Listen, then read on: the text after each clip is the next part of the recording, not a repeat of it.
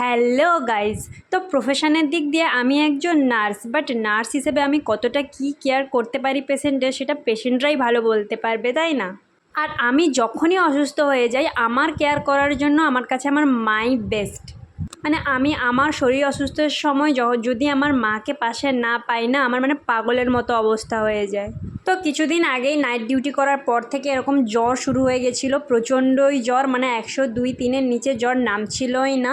তো কোনো রকম ছুটে বাড়ি চলে এসেছি। ভেবেছিলাম এমনি প্যারাসিটামল খেয়ে আর বাড়িতে রেস্ট নিয়ে হয়তো ঠিক হয়ে যাব, বাট না, তাও জ্বর কমছিল না। তো তাই দেখে দাদা আমাকে নিয়ে ডাক্তার দেখিয়ে নিয়ে এসেছিলো। তো ডাক্তার দেখানোর পরে এই যে গাদা গাদা সব ওষুধও দিয়ে দিয়েছে, যেগুলো খেতে আমার একদম জঘন্য লাগে। মানে বলতে পারো ওষুধ খাওয়ার একটা বড় চোর আমি, সত্যি। আমার মা তো তাই বলে। তো তাই জন্য আমার মা বসে থেকে, মানে সামনে বসে থেকে আমাকে ওষুধগুলো খাওয়াচ্ছিল, যাকে বলে গেলাচ্ছিল।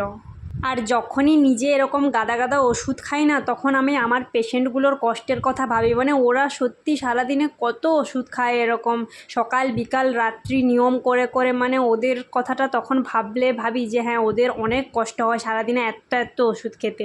তবে কিছুজন আবার ব্যতিক্রমও আছে, যেমন কোনো রকম খাওয়া হয়ে গেলেই ওষুধের জন্য বলে যে ওষুধ দাও ওষুধ দাও।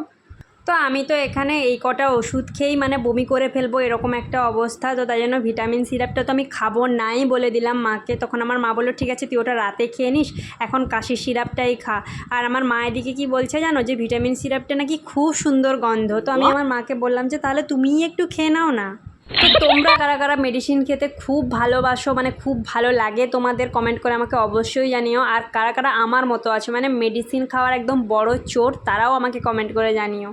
দেখো, মেডিসিন না খেয়েও তো কোনো উপায় নেই না। শরীর অসুস্থ হলে শরীর ঠিক করার জন্য মেডিসিন তো খেতেই হবে। শরীর ঠিক না থাকায় মনটাও খুব খারাপ ছিল। তো এটাই ভাবছিলাম যে এত মেডিসিন খাওয়ার পরেও শরীরটা কেন ঠিক হচ্ছে না। তো তাই জন্য নিজের রুমে এসে খুব রাগ হচ্ছিল নিজের উপর। মানে নিজের জবটাও কন্টিনিউ করতে পারবো কি না এটাও ভাবছিলাম। তো শেষমেশ মেডিসিন খেয়েও 2-3 দিন ধরে জ্বর কমছে না বলে ব্লাড টেস্টও করালাম এতগুলো।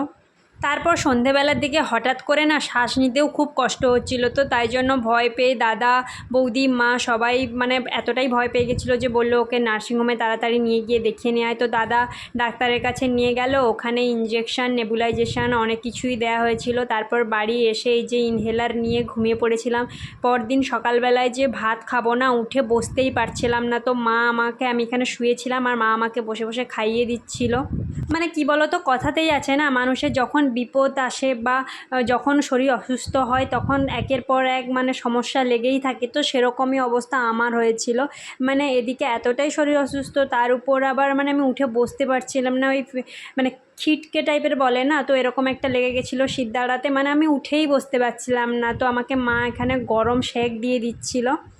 তো এই শরীর অসুস্থতার জন্য মনটা খুব খারাপ ছিল বলে আমাকে এন্টারটেনমেন্ট করার জন্য আমার ভাইপো দেখো ছোটো পুচকি বাচ্চা মেয়ে সেজে চলে এসছে। তো ওকে দেখে আমি খুবই হেসেছিলাম।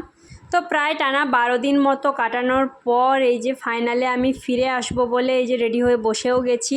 তো এখানে মায়ের সাথে বসে বসে গল্প করছিলাম আর এটাই মাকে বলছিলাম যে এই পুরো অসুস্থতায় তুমি যদি আমার পাশে না থাকতে, এত তাড়াতাড়ি আমি সুস্থ কোনো মতেই হতাম না। আর এত লম্বা ছুটি আমি কোনো দিনও বাড়িতে কাটাইনি। তো এই যে আমার বাবা ঠাকুমাকেও আমি প্রণাম করে নিয়েছি।